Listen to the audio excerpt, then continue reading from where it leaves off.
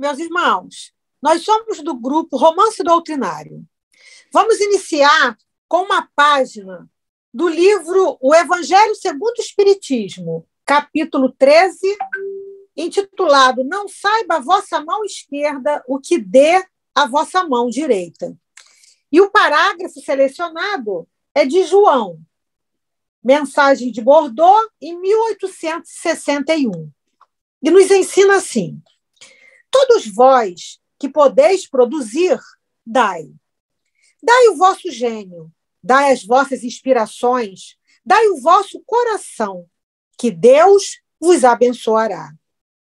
Poetas, literatos, que só pela gente mundana sois lidos, satisfazei-lhe aos lazeres e consagrai o produto de algumas de vossas obras a socorro aos desgraçados. Pintores, escultores, artistas de todos os gêneros, venha também a vossa inteligência em auxílio dos vossos irmãos. Não será, por isso, menor a vossa glória, e alguns sofrimentos haverá de menos. Todos vós podeis dar. Qualquer que seja a classe a que pertençais, de alguma coisa dispondes que podeis dividir. Seja o que for, que Deus vos haja outorgado uma parte do que ele vos deu, deveis àquele que carece do necessário. Porquanto, em seu lugar, muito gostaríeis que outro dividisse convosco. Os vossos tesouros da terra serão um pouco menores. Contudo, os vossos tesouros do céu ficarão acrescidos. Lá colhereis pelo cêntuplo o que houverdes semeado em benefícios neste mundo.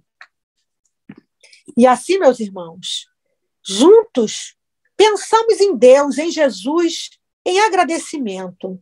Agradecimento pela oportunidade do trabalho, por todas as vezes em que tivemos a oportunidade de estudar, de apresentar os romances doutrinários, aprendendo doutrina espírita, através desses espíritos benfeitores que nos trazem os seus ensinamentos, os ensinamentos de Jesus pela ótica da doutrina espírita. Nosso agradecimento. E, nesse momento, fazemos a nossa homenagem pelo aniversário de 15 anos do Grupo Espírita Ivone Pereira, pelo fim de mais um ano e início, com muita alegria e esperança, do ano novo. Apresentaremos a história O Quarto Mago. Vocês conhecem a história dos 3 reis magos que viajaram do Oriente para Belém para adorar a Jesus e lhe ofertar as dádivas de ouro, incenso e mirra? Então, vou lhes contar a história do 4º rei mago, que também viu a estrela e resolveu segui-la, e do seu grande desejo de adorar o rei menino e lhe oferecer as suas prendas. Ele morava nas montanhas da Pérsia, e seu nome era Artaban. Era alto, moreno, de olhos bem escuros, a fisionomia de um sonhador e a mente de um sábio. Um homem de coração manso e espírito indomável. Era um homem de posses. A sua moradia era rodeada de jardins bem tratados, com árvores de frutas e flores exóticas. Suas vestes eram de seda fina e o seu manto da mais pura lã. Era seguidor de Zoroastro. E numa noite se reuniu em conselho com 9 membros da mesma seita. Eram todos sábios. Artaban lhes falou sobre a nova estrela que vira e o seu desejo de segui-la. Disse-lhes: como seguidores de Zoroastro, aprendemos que os homens vão ver nos céus, em tempo apontado pelo Eterno, a luz de uma nova estrela, e nesse dia nascerá um grande profeta, e ele dará aos homens a vida eterna. Incorruptível e imortal, e os mortos viverão outra vez. Ele será o Messias, o Rei de Israel. E continuou: Os meus 3 amigos, Gaspar, Melquior e Baltazar, e eu, vimos a grande luz brilhante de uma nova estrela há vários dias e vamos sair juntos para Jerusalém, para ver e adorar o prometido, o Rei de Israel. Vendi a minha casa e tudo o que possuo e comprei estas joias, uma safira, um rubi e uma pérola para oferecer como tributo ao rei. Convido-os para virem comigo nesta peregrinação para juntos adorarmos o rei. Mas um véu de dúvida cobriu as faces de seus amigos. Artaban, isso é um sonho em vão. Nenhum rei vai nascer de Israel. Quem acredita nisso é um sonhador. E um a um, todos os deixaram. Adeus, amigo. Artaban, pesquisando os céus, viu de novo a estrela.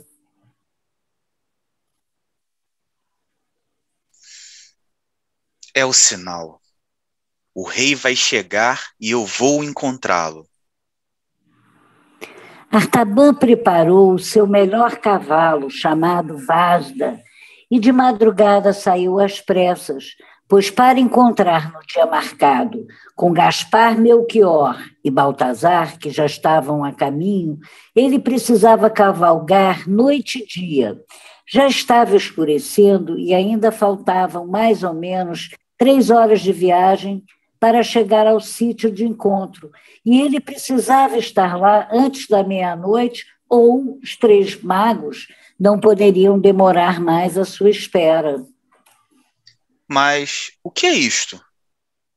Na estrada, perto de umas palmeiras, o seu cavalo Vasda, pressentindo alguma coisa desconhecida, parou resfolegando junto a um objeto escuro, perto da última palmeira.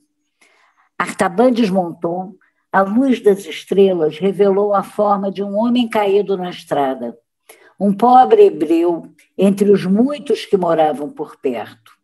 A sua pele estava seca e amarela e o frio da morte já o envolvia. Artaban, depois de examiná-lo, deu-o por morto e voltou-se com o coração triste, pois nada podia fazer pelo pobre homem. Mas o que é isto? Um suspiro fraco e a mão óssea do hebreu fechou-se consultivamente no manto do sábio. Artaban, surpreso, sentiu-se frustrado. Que devo fazer? Se me demorar, os meus amigos procederão sem mim. Preciso seguir a estrela. Não posso perder a oportunidade de ver o príncipe da paz só para parar e dar um pouco de água a um pobre hebreu nas garras da morte. Deus da verdade e da pureza, dirigi-me no teu caminho santo, o caminho da sabedoria que só tu conheces. E Artaban carregou o hebreu para a sombra de uma palmeira e tratou-o por muitos dias, até que ele se recuperou. Quem és tu? Perguntou ele ao mago. Sou Artaban, e vou a Jerusalém à procura daquele que vai nascer, o príncipe da paz e salvador de todos os homens. Não posso me demorar mais, mas aqui está o restante do que tenho: pão, vinho e ervas curativas. O hebreu, erguendo as mãos aos céus, lhe disse: Que o Deus de Abraão, Isaque e Jacó o abençoe. Nada tenho para lhe pagar, mas ouça-me. Os nossos profetas dizem que o Messias deve nascer, não em Jerusalém, mas em Belém de Judá. Assim, já era muito mais de meia-noite e vários dias mais tarde, quando Artaban montou de novo o seu cavalo Vasda e, num galope rápido, prosseguiu ao encontro de seus amigos. Aos primeiros raios de sol, chegou ao lugar do encontro. Mas onde estavam os 3 reis magos? Artaban desmontou e, ansioso, estudou todo o horizonte. Nem sinal da caravana de camelos, dos seus amigos.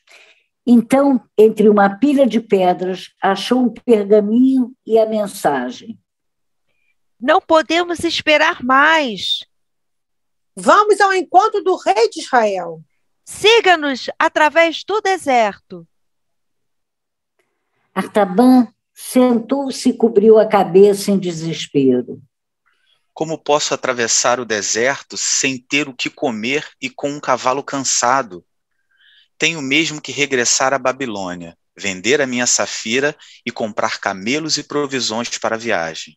Só Deus, o misericordioso, sabe se vou encontrar o rei de Israel ou não, porque me demorei tanto ao mostrar caridade.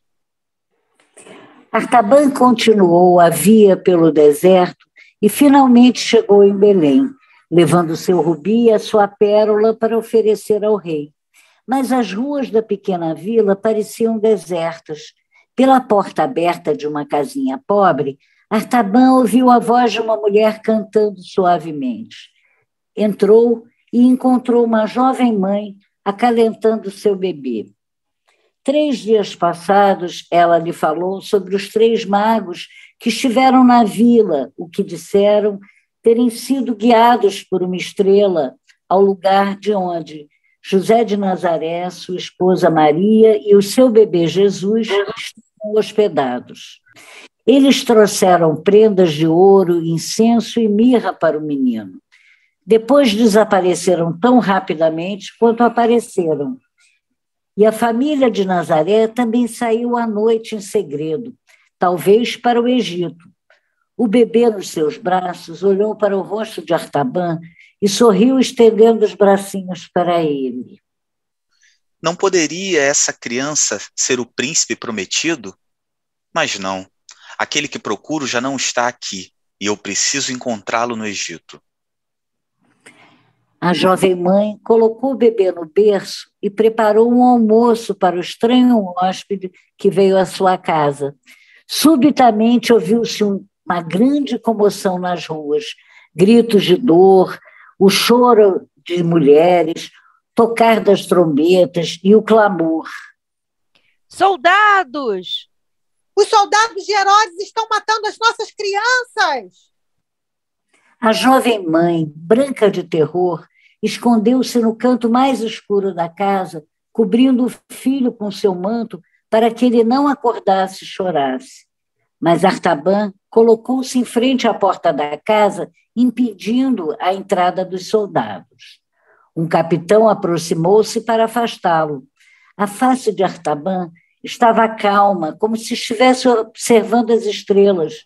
Fitou o soldado num instante e lhe disse: Estou sozinho aqui, esperando para dar esta joia ao prudente capitão que vai me deixar em paz.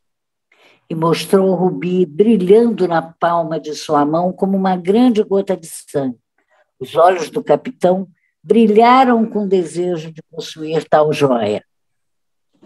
Marchem, avante, não há criança aqui. E Artaban, olhando os céus, orou: Deus da verdade, perdoa o meu pecado. Eu disse uma coisa que não era para salvar uma criança, e 2 das minhas dádivas já se foram. Dei aos homens o que havia reservado para Deus. Poderei ainda ser digno de ver a face do rei? E Artaban prosseguiu na sua procura entre as pirâmides do Egito, em Heliópolis, na Nova Babilônia, às margens do Nilo. Numa humilde casa de Alexandria, Artaban procurou o conselho de um velho rabi que lhe falou das profecias e do sofrimento do Messias prometido e receitado pelos homens. E lembre-se, meu filho, o rei que procuras não vais encontrar no palácio ou entre os ricos e poderosos. Isto eu sei. Os que o procuram devem fazê-lo entre os pobres e humildes, os que sofrem e são oprimidos. E Artaban passou por lugares onde a fome era grande. Fez a sua morada em cidades onde doentes morriam na miséria. Visitou os oprimidos nas prisões subterrâneas, os escravos nos mercados de escravo. Em toda a população de um mundo cheio de angústias, ele não achou ninguém para adorar, mas muitos para ajudar. Ele alimentou os que tinham fome, cuidou dos doentes e confortou os prisioneiros. E assim os anos passaram, 33 anos. E os cabelos de Artaban já não eram pretos, eram brancos como a neve das montanhas. Velho, cansado e pronto para morrer, era ainda um peregrino à procura do rei de Israel. E agora em Jerusalém, onde havia estado muitas vezes na esperança de achar a família de Belém. Os filhos de Israel estavam agora na Cidade Santa para a festa da Páscoa do Senhor. E havia uma agitação e excitamento singular. Vendo um grupo de pessoas da sua terra, Artaban lhes perguntou o que se passava e para onde o povo se dirigia. Para o Gólgota! Pois não ouviste? 2 ladrões vão ser crucificados e com eles um homem chamado Jesus de Nazaré, que dizem fez muitas coisas maravilhosas entre o povo. Mas os sacerdotes exigiram a sua morte, porque disse ser o Filho de Deus. Pilatos o condenou a ser crucificado, porque disseram ser ele o rei dos judeus. Os caminhos de Deus são mais estranhos do que o pensamento dos homens. Pensou Artaban. Agora é o tempo de oferecer a minha pérola para livrar da morte o meu rei. Ao seguir a multidão em direção ao portal de Damasco, um grupo de soldados apareceu arrastando uma jovem rapariga com vestes rasgadas e o rosto cheio de terror. Ao ver o mago, a jovem reconheceu-o como da sua própria terra e, libertando-se dos guardas, atirou-se aos pés de Artaban. Tenha piedade e, pelo Deus da pureza, salva-me. Meu pai era mercador na Pérsia, mas faleceu e agora vão me vender como escrava para pagar seus débitos. Salva-me. Artaban tremeu. Era o velho conflito da sua alma entre a fé, a esperança e o impulso do amor. 2 vezes as dádivas consagradas foram dadas para a humanidade. E agora? Uma coisa ele sabia: salvar essa jovem indefesa era um gesto de amor. E não é o amor à luz da alma? Ele tirou a pérola de junto do seu coração. Nunca ela parecera tão luminosa. Colocou-a na mão da rapariga. Este é o teu pagamento, o último dos tesouros que guardei para o rei. Enquanto ele falava, uma escuridão profunda envolveu a terra, que tremeu convulsivamente. Casas caíram, os soldados fugiram, mas Artaban e a rapariga protegeram-se debaixo do telhado, sobre as muralhas do pretório. O que tenho a temer? Pensou. Para que viver? Não há mais esperança de encontrar o rei. A procura terminou. Eu falhei. Mas mesmo esse pensamento lhe trouxe paz, pois sabia que viveu de dia a dia da melhor maneira que soube. Se tivesse de viver tudo de novo, a sua vida não poderia ser de outra maneira. Mais um tremor de terra e uma telha desprendeu-se do telhado e feriu o velho mago na cabeça. Repousou no chão e deitou a cabeça nos ombros da jovem, com sangue a escorrer do ferimento. Ao debruçar-se sobre ele, ela ouviu uma voz suave, como música vindo à distância.